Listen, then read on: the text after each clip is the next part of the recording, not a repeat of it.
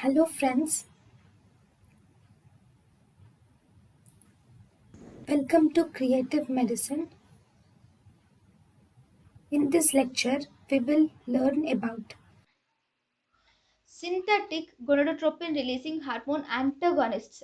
Synthetic gonadotropin releasing hormone antagonists include cetrorelix and elagolix.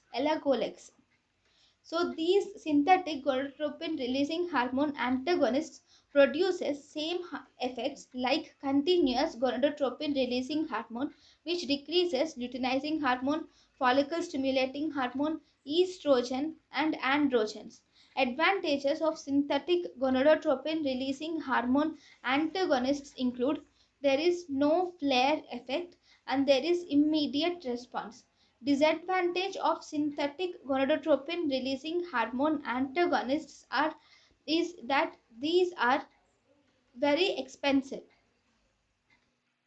Synthetic